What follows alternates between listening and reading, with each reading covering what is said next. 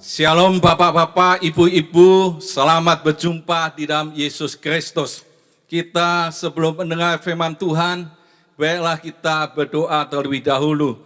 Bapa yang ada di dalam kerajaan surga, yang kami sembah di dalam nama Tuhan Yesus Kristus, saat ini kami terus memuji dan menyembah Engkau, dan biarlah nama Tuhan diagungkan lewat hidup kami masing-masing. Dan Tuhan saatnya berbicara kepada kami, supaya firman Tuhan menjadi penuntun hidup kami. Firman-Mu adalah kebenaran yang menguatkan, yang membangun rohani dan hidup kami masing-masing. Kami boleh beribadah sesungguhnya karena kasih karunia Tuhan.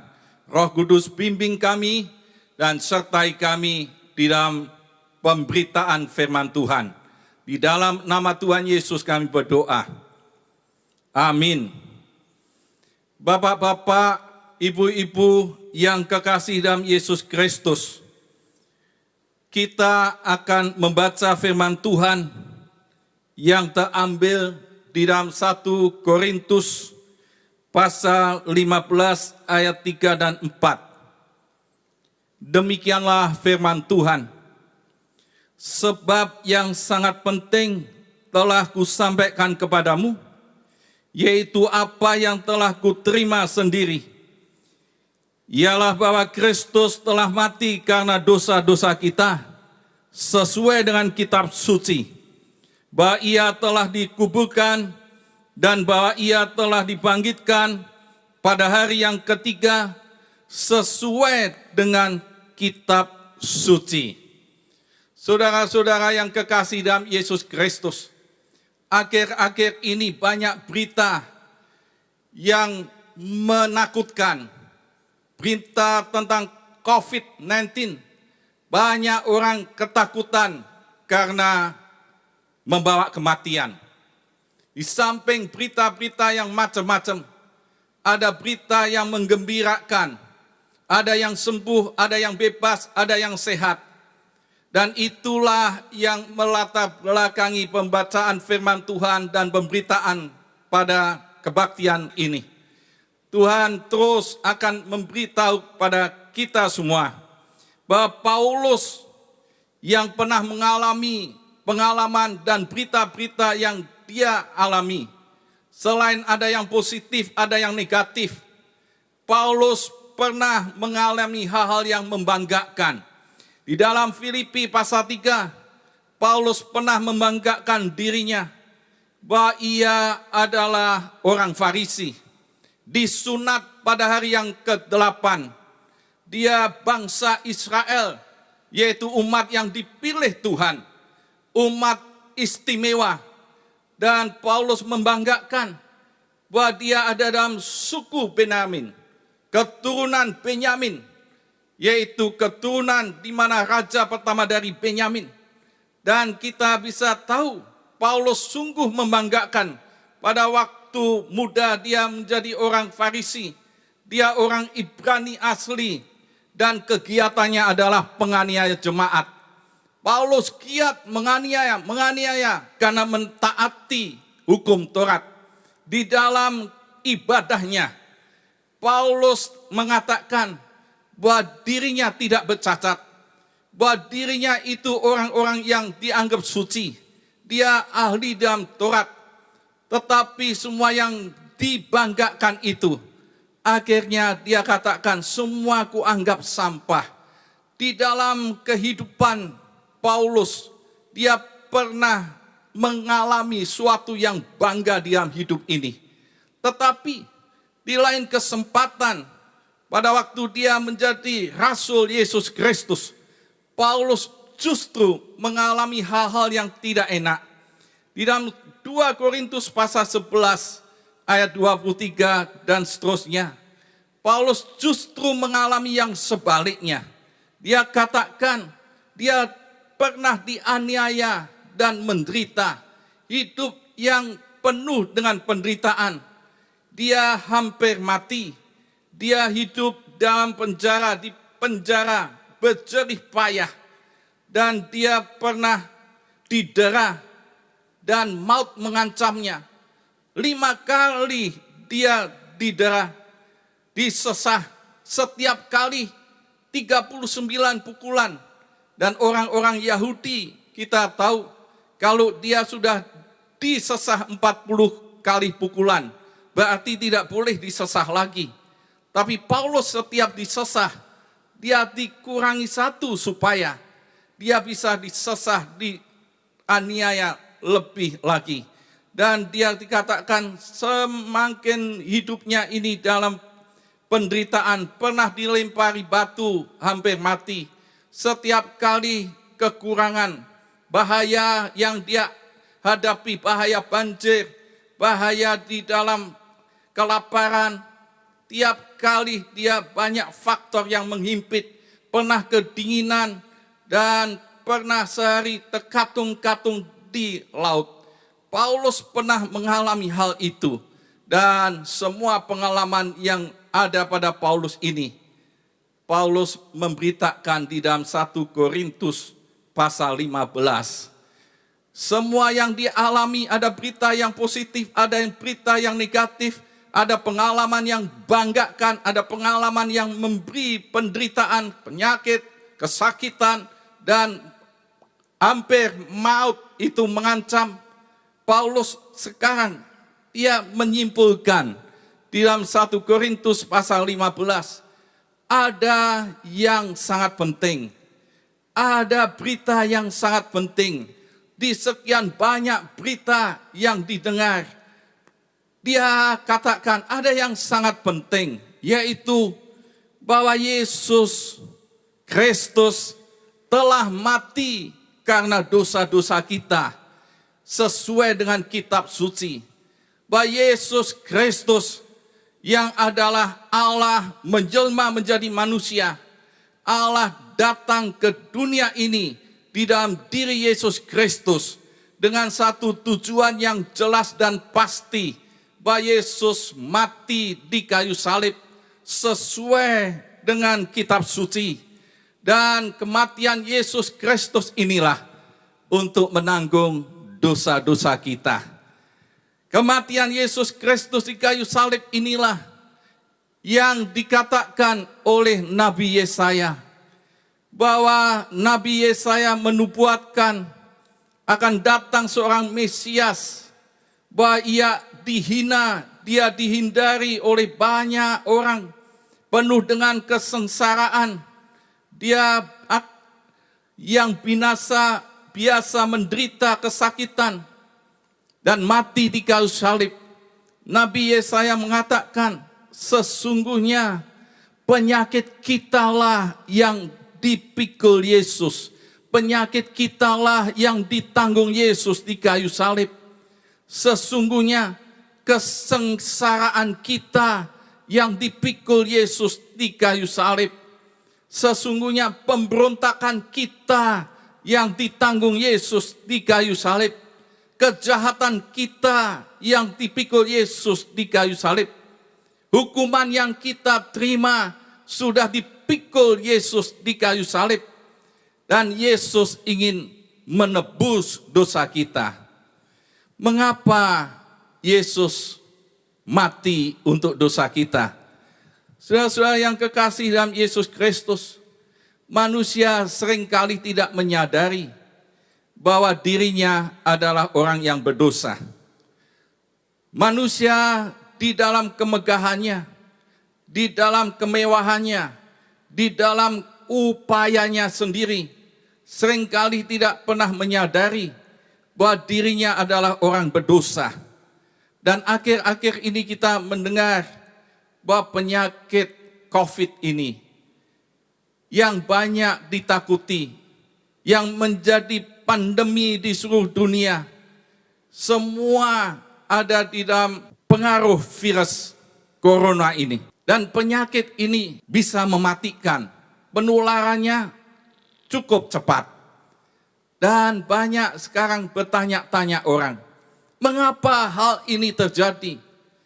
Para ahli menganalisis, mungkin ada modifikasi dari sel-sel virus yang terjadi, atau mungkin direkayasa atau mungkin secara alamiah banyak yang bertanya-tanya.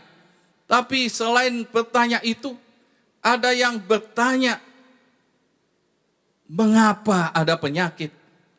Mengapa orang bisa sakit? Mengapa penyakit bisa membawa kematian? Dan mengapa orang itu akhirnya mati? Seperti wabah corona ini, kita mendengar dan kita membaca berita-berita yang menyampaikan bahwa tidak pandang bulu, corona bisa masuk ke daerah yang kumuh, ke daerah-daerah yang bersih, tingkat orang-orang sosial rendah, tapi ada di tingkat-tingkat yang sosial tinggi, sampai di tempat-tempat kerajaan, tempat-tempat yang eksekutif, semua bisa terjangkau oleh virus ini. Saudara seringkali bertanya, mengapa ini terjadi?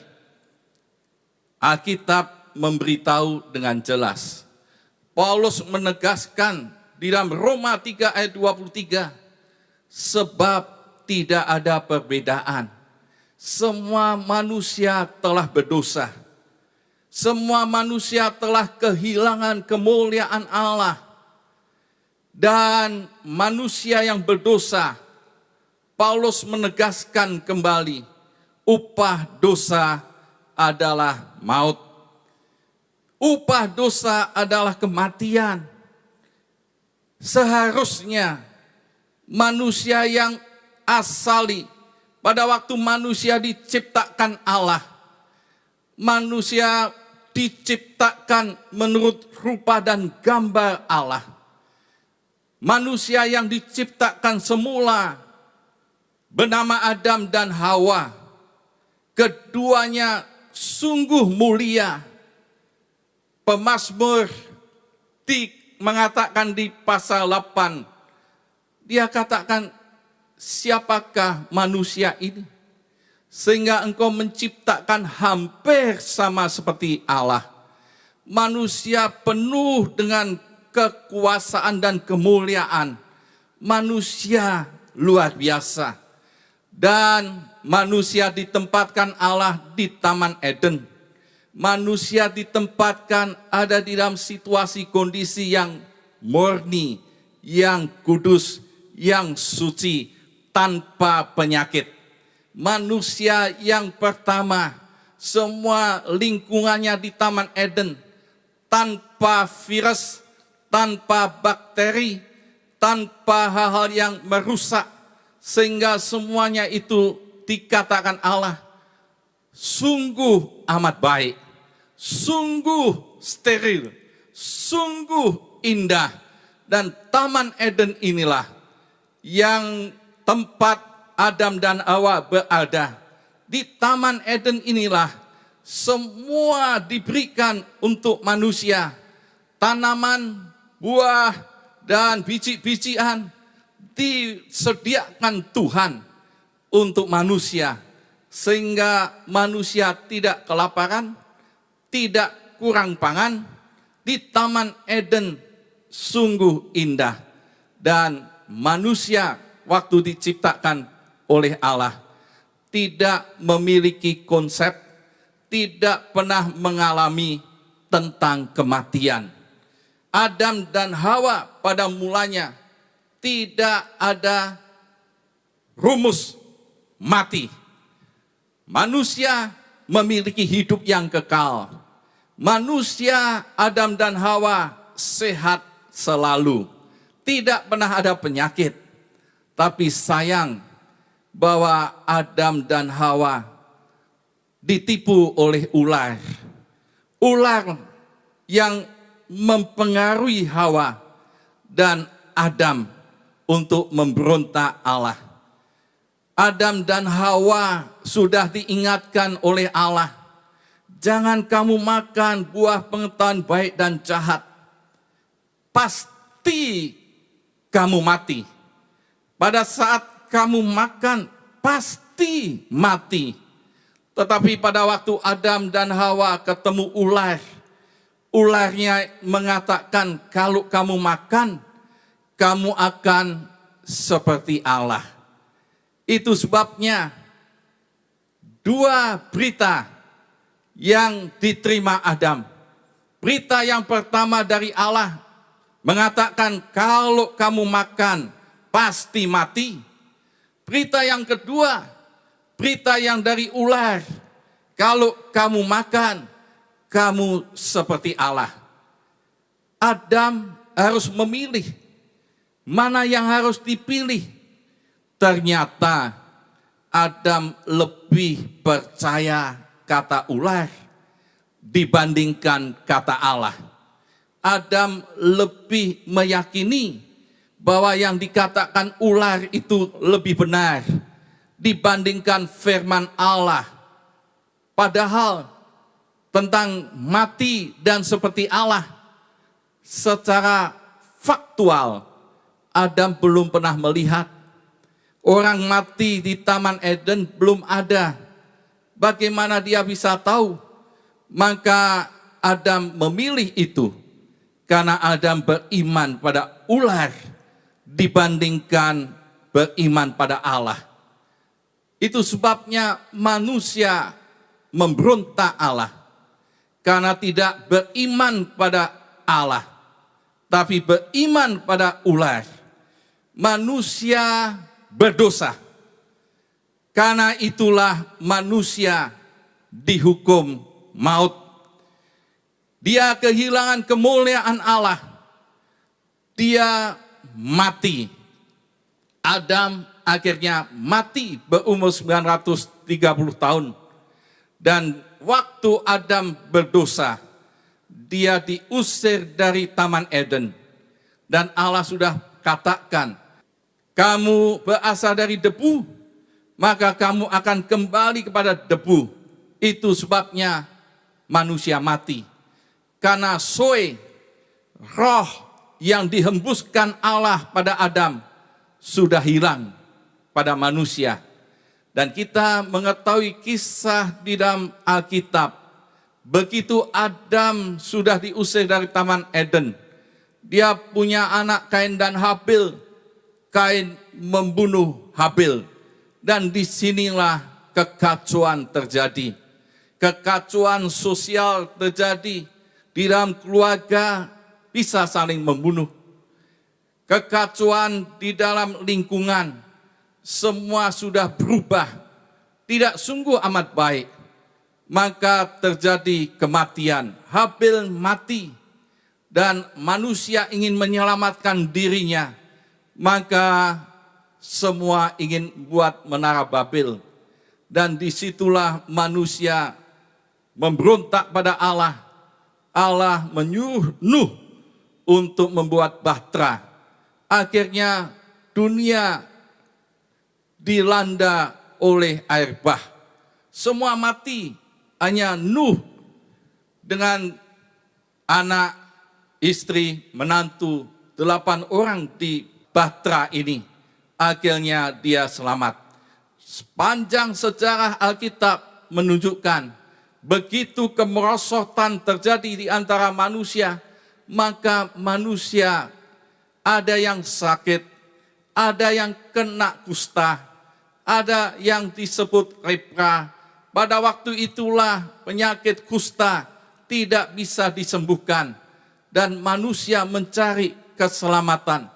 Manusia mencari bebas dari penyakit. Manusia mencari hidup yang kekal. Upaya-upaya dilakukan. Dan Paulus pada waktu mudanya, dia pikir pada waktu dia menaati hukum Taurat, dia bisa memperoleh hidup yang kekal. Dan dia bisa hidup sepanjang masa.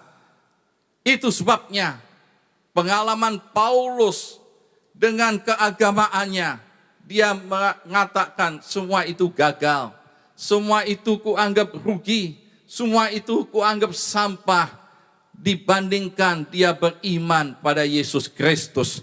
Maka Paulus memberitakan kepada jemaat di Korintus yang sangat penting. Di antara yang penting semua di dunia ini, ada yang sangat penting yang perlu jemaat Korintus, semua manusia mengetahui, yaitu Yesus telah mati bagi dosa-dosa kita. Dia telah dipikul di kayu salib, menanggung pemberontakan kita, kejahatan kita, dan penyakit kita. Tuhan Yesus yang pikul. Itu sebabnya kalau kita percaya di dalam Yesus Kristus, Tuhan menjanjikan, karena begitu besar Allah mengasihi isi dunia ini, hingga dikaruniakan anaknya yang tunggal, supaya barang siapa percaya tidak binasa, melainkan beroleh hidup yang kekal. Karena Yesus sudah membuktikan bahwa dia mati di kayu salib, menebus dosa-dosa kita. Dan kita yang percaya janjinya, kita bebas dari hukuman maut, dan kita memperoleh hidup yang kekal. Seringkali orang bertanya, masa begitu gampang hanya percaya pada Yesus, saya diampuni dosanya. Hanya percaya pada Yesus, saya memperoleh hidup yang kekal. Hanya percaya pada Yesus, saya masuk dalam kerajaan surga. Apakah Anda pernah ke surga? Waktu saya ditanya teman, kenapa Pak T percaya Yesus? Saya katakan, kalau percaya Yesus, dosa saya sudah dipikul Yesus di kayu salib. Saya mendapatkan kepastian untuk hidup kekal di surga. Dia jawab, apakah Pak T pernah ke surga? Mana buktinya? Kalau percaya Yesus, saya bisa masuk surga. Saudara, Alkitab menyampaikan fakta sejarah, bukan fiksi, bukan dongeng, bukan rekayasa, tapi fakta sejarah, dan disaksikan 500 mata yang melihat Yesus naik ke surga. Dan kronologisnya kita bisa jelaskan di 1 Korintus 15, bahwa Yesus ini mati sesuai dengan kitab suci. Dan Yesus ini bangkit sesuai dengan kitab suci. Dan Yesus naik ke surga. Rangkaian ini membuktikan bahwa dosa kita di dalam Yesus Kristus yang percaya sudah diampuni. Ada yang katakan, saya yakin percaya dosa saya diampuni Yesus di kayu salib. Itu benar. Tapi hanya sebagian. Kalau Yesus mati di kayu salib dan tidak bangkit, tidak ada bukti bahwa dosa kita sudah diampuni. Tapi Alkitab memberitahu bahwa Yesus tidak mati. Tapi 3 hari kemudian dia bangkit dari kematian. Dan inilah yang membuktikan bahwa Yesus menang dari maut. Karena dia bisa bangkit dari kematian. Dia mengalahkan maut. Dan dialah yang mendemonstrasikan bahwa dia Allah yang menang terhadap maut. Tapi kalau Yesus bangkit dan Yesus mati lagi, tidak ada bukti yang meyakinkan kita. Kalau Yesus bangkit dan besok mati lagi, sama dengan Lazarus. Lazarus 4 hari mati, dia bangkit. Tapi setelah itu dia mati lagi. Tapi Yesus tidak mati lagi. Pada waktu dia bangkit, dia naik ke surga. Dan inilah yang memberikan kepastian bahwa dosa kita diampuni. Dan orang yang percaya memiliki hidup yang kekal dan naik ke surga.